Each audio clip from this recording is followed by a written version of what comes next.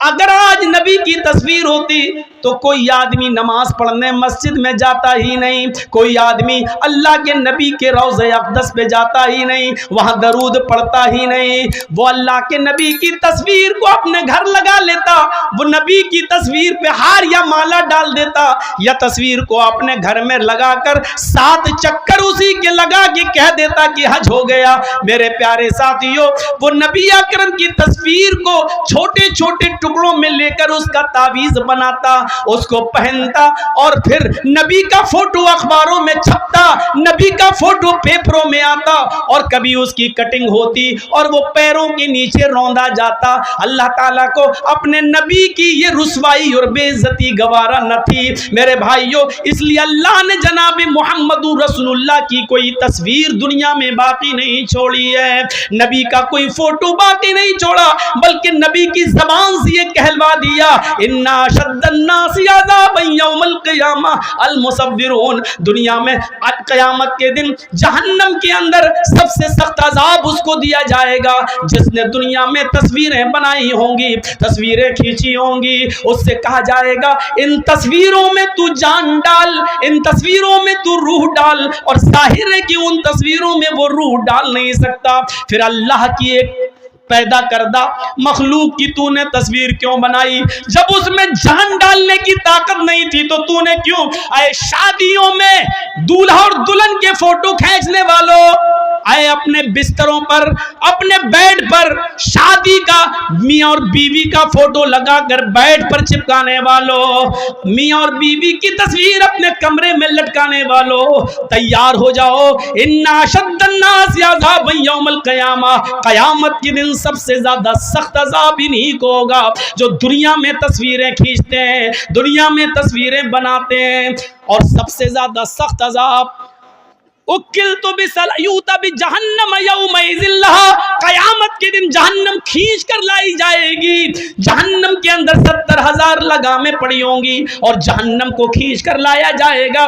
جب جہنم کو کھینچ کر لایا جائے گا، جہنم چیخ رہی ہوگی، اور سنو، ہاں سنو، قرآن سننے کے لیے بلایا، حدیث سننے کے لیے جرجیس کو دعوت دی، تو سنو، ہاں سنو، جہنم جب کھینچ کر لائی جائے گی، اللہ کہے گا اے جہنم کیا چاہتی ہے؟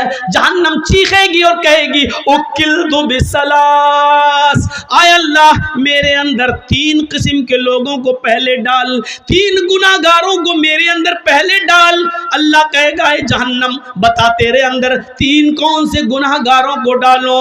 سب سے پہلے وہ نام لے گی، اے اللہ حقوق الوالدین، ماں باپ کے ستانے والوں کو، ماں باپ کو رلانے والوں کو جہنم میں میرے اندر سب سے پہلے پھینک۔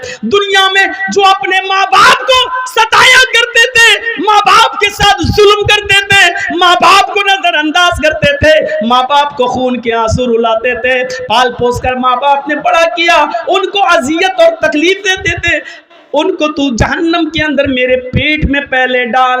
اللہ جہنم کی خواہش پوری کرے گا، اور ماں باپ کے نافرمانوں کو جہنم کے اندر ڈال دیا جائے گا۔ پھر جہنم کہے گی شیخ زان، اے اللہ میرے اندر بوڑھا آدمی جو دنیا میں زنا کرتا تھا، بوڑھے لوگ جو دنیا میں زنا کرتے تھے، بڑھاپے کے باوجود وہ لڑکیوں کی جسموں سے کھیلا کرتے تھے، ان کی عزتوں کو تار تار کرتے تھے، ان کو بہلا پھسا کر اور ان کو غلط کام کے لیے آمادہ کرتے تھے، اے اللہ ان بوڑھے، ان بزرگ زناکار لوگوں کو تو میرے اندر ڈال۔ نوجوان سے تو ایک بار غلطی ہوتی ہے، وہ جوانی کا نشہ ہے، حالانکہ وہ بھی جہنم میں سزا بھگتیں گے، وہ اپنے حساب کتاب کے بعد جہنم میں جائیں گے، لیکن جہنم جن کو مانگ رہی ہے وہ کہہ رہی ہے کہ میرے اندر بوڑھے زناکاروں کو، بوڑھے زانیوں کو تو میرے اندر ڈال، جنہوں نے بڑھاپے کے بعد بھی، جبکہ اس عمر میں شہوت کم ہو جاتی ہے، اس عمر میں شہوت کی کمی ہو جاتی ہے، اس کے باوجود انہوں نے لڑکیوں کی عزت سے کھلواڑ کیا۔ اے اللہ اس بوڑھے زانی کو تو جہنم کے اندر ڈال۔ اللہ بوڑھا زنا کرنے والے بوڑھوں کو بھی جہنم کے اندر ڈال دے گا۔ کہے اللہ ایک مخلوق اور رہ گئی ہے تو اس کو بھی میرے اندر ڈال۔ اللہ کہے گا بتا کون سی مخلوق ہے؟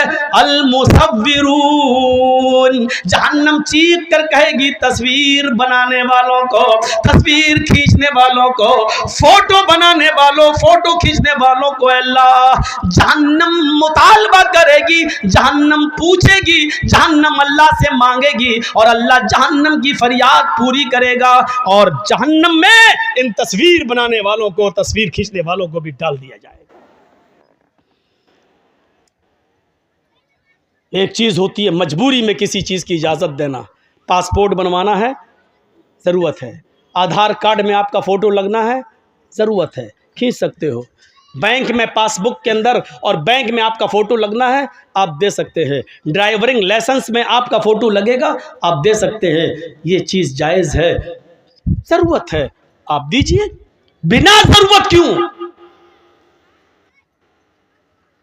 एक आदमी वीडियो में किसी की तकरीर रिकॉर्ड करता है लेकिन अपने पास रखने के लिए तो गलत है, लेकिन उसको आम करता है और जाहिर करता है और दूसरी जगह पहुंचाता है तो एक ज़रूरत है, क्योंकि ये तकरीर आज ज़िक्रा में हो रही है तो जाहिर है कि इसको यूपी और बिहार और उड़ीसा वाले नहीं सुन पा रहे हैं। अब वो चाहता है कि ये तकरीर जो ज़िक्रा में हुई पूरा हिंदुस्तान सुने, पूरी दुनिया सुने और उसको नश्र करके दूसरी जगह पहुंचा रहा है। तो ऐसी जगह पर उसकी वीडियो बनाकर तकरीर की गर्ज से डाला जा सकता है। अरे भाइयों, किसी को पावर नहीं है, अपनी मनपसंद चीज़ों को ले लो और अपनी मनपसंद चीज़ों को छोड़ दो। ये इस्लाम नहीं है। पसंद आए तब भी, ना पसंद आए तब भी लेना पड़ेगा। फजर में कौन उठना चाहता है? कोई उठना चाहता है? सर्दी के दिनों में होंठ से होंठ टकरा, सर्दी लग रही है, ठंडे पानी से वुजू बना रहा, कौन चाहता है कि अपने नरम गरम बिस्तर से उठे, कंबल हटाए, लिहाफ हटाए, रजाई को दूर करे, ठंडे पानी से वुजू बनाए और मस्जिद में जाए? कौन चाहता है? कोई नहीं चाहता, दिल तो नहीं चाहता, लेकिन करना पड़ेगा, चाहे तुम्हारा दिल गवारा करे चाहे न करे, क्योंकि अल्लाह की जन्नत इतनी आसान नहीं है कि बिस्तर पर लेटे रहो, तुम उसके लिए उठकर 2 रकात नमाज भी न पढ़ सको और उम्मीद रखो कि अल्लाह तुम्हें जन्नत दे दे। तुम्हें नापसंद है लेकिन तुम्हें करना पड़ेगा, इसलिए करना पड़ेगा क्योंकि ये अल्लाह का हुक्म है, यही इस्लाम है। और इस्लाम तुम्हारी मर्जी पर, हमारी मर्जी पर नहीं चलता। इस्लाम चलता है तो अल्लाह और उसके रसूल की मर्जी पर, अल्लाह और उसके रसूल की नाफिज करदा शरीयत के मुताबिक चलता है। सहाबा ने कुर्बानियाँ क्यों दी हैं, अपनी जानें क्यों दी हैं, इसको सोचिए। हमें भी वो कुर्बानियाँ देने की ज़रूरत है। कौन आदमी ऐसा है जो ये चाहता कि अपनी जान दे, लेकिन सहाबा अल्लाह के रसूल मुझे इस जंग में ले चलिए, मैं चाहता हूं कि शहीद हो जाऊं, मैं चाहता हूं कि जंग लड़ूं, या तो काफिरों को मारूं या शहीद कर दिया जाऊं। अल्लाह के नबी उनको कबूल कर रहे हैं, ले रहे हैं और वो जा रहे हैं और लड़ रहे हैं और शहीद हो रहे हैं। क्यों? क्योंकि अल्लाह के नबी ने फरमाया शहीद जब कत्ल किया जाता है, उसके खून का पहला कतरा जब ज़मीन पर गिरता है तो अल्लाह उसके सारे गुनाह को माफ़ कर देता है। शहीद क़यामत के दिन जब अपनी कब्र से उठेगा तो उन्हीं कपड़ों में उठेगा जिन कपड़ों में वो शहीद हुआ है, और उसी जगह से उसका खून बह रहा होगा, टपक रहा होगा, जिस जगह खंजर, जिस जगह तलवार या जिस जगह गोली लगी है। इस हाल में उठेगा कि उसके जिस्म से खून गिर रहा होगा। अल्लाह ताला उसके जिस्म से गिरते हुए खून को देख कर कहेगा फरिश्तों, इस बंदे का क्या हिसाब लूं, इससे क्या पूछताछ करूं, ये तो मेरे लिए अपनी पूरी जमीन और जायदाद और जान सब कुछ देकर चला आया, इससे क्या मैं पूछूं, इसने तो सब कुछ मेरी राह में कुर्बान कर दिया था, इसने तो अपनी जान तक मेरी राह में दे दी थी। जाओ, मैंने इसको बख्श दिया, इसको जन्नत के अंदर दाखिल कर दो, इसको जन्नत के अंदर ले जाओ। फरिश्ते उसको जन्नत में ले जा रहे होंगे, फरिश्ते पूछेंगे तुम्हारी कोई और तमन्ना है? जन्नत की नेमतों को शहीद देखेगा, जन्नत की नेमतों को शहीद देखेगा। फिर फरिश्ते पूछेंगे कुछ और चाहते हो? तो फरिश्ते कहेंगे हाँ एक तमन्ना और है। कहा क्या है? कहा है फरिश्तों अल्लाह से दुआ करो, अल्लाह से कहो मेरी एक तमन्ना ये है कि वो मुझे दुनिया में दोबारा भेज दे, मैं दोबारा जंग करना चाहता हूं, दोबारा काफिरों से लड़ना चाहूंगा और फिर मैं चाहूंगा कि फिर मैं शहीद हो जाऊं, फिर मैं जन्नत में लाया जाऊं। क्योंकि शहीद का इतना बड़ा इज्जत, इतना बड़ा इकराम कि शहीद जन्नत की नेमतों को देख कर कहेगा अल्लाह मैं चाहता हूं कि मुझे बार बार दुनिया में भेज, मैं बार बार कत्ल किया जाऊं और बार बार जन्नत में आऊं, और तू बार बार पूछे कि तेरी तमन्ना क्या है, मैं फिर कहूं कि अल्लाह मुझे दुनिया में भेज और मुझे कत्ल किया जाए और फिर मैं जन्नत में आऊं। जरा गौर करो कि शहीदों का इनाम कितना बड़ा होगा, शहीद का इनाम कितना बड़ा होगा कि शहीद जन्नत की नेमत में देखने के बाद भी हट नहीं, उसमें है नहीं। फरिश्ते पूछ रहे हैं कुछ और चाहते हो? اب جنت میں کسی چیز کی کمی تو ہے نہیں، پھر بھی فرشتے پوچھ رہے ہیں کچھ اور چاہتے ہو کہ ہاں کیا؟ دنیا میں دوبارہ جانا چاہتا ہوں، نقتل، پھر قتل ہونا چاہتا ہوں، پھر جنت میں آنا چاہتا ہوں۔ یہ تمنا ہوتی ہے، لیکن فرشتے کہیں گے نہیں،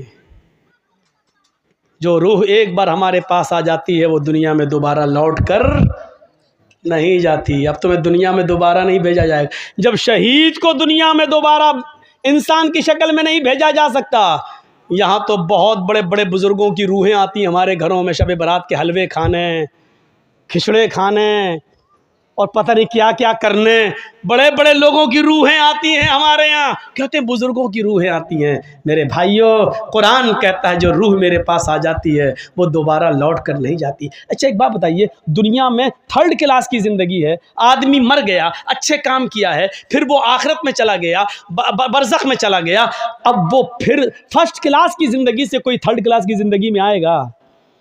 مولانا جرجیس بہت اچھے نیک عمل کیے، اب ہم مر گئے، اب ہم مرنے کے بعد اللہ نے مجھے اعلی علیین کے اندر میری روح کو داخل کر دیا، اب ہم دنیا میں دوبارہ آنا چاہیں گے، ان نعمتوں کو چھوڑ کر دنیا میں ہم دوبارہ آئیں گے، پھر فائدہ کیا ہے؟ دنیا کی 3rd کلاس کی زندگی کو چھوڑ کر ہم 1st کلاس میں اچھی زندگی میں گئے ہیں، پھر ہم دنیا میں کیوں آنا چاہیں گے؟ میرے بھائیوں، جو بزرگ دنیا کی زندگی میں عمل کر کے اللہ کو پیارے ہو گئے ہیں، وہ اللہ کے پاس سے لوٹ کر دنیا میں دوبارہ کیوں آنا چاہیں گے؟ اتنی موٹی سی بات ہماری آپ کی عقل میں نہیں آتی ہے۔ میرے بھائیوں، جس آپ کے ذکرہ گاؤں کے اندر اگر مجھے پکڑ کے مارا جائے، ٹھوسا جائے، اچھا کمینے پچھلی سال تو کیوں نہیں آیا تھا ہے بول، یہ اب پکڑ کے کوئی ہمیں باندھ کے مارے، پھر دوبارہ ہم ذکرہ گاؤں میں پروگرام دیں گے؟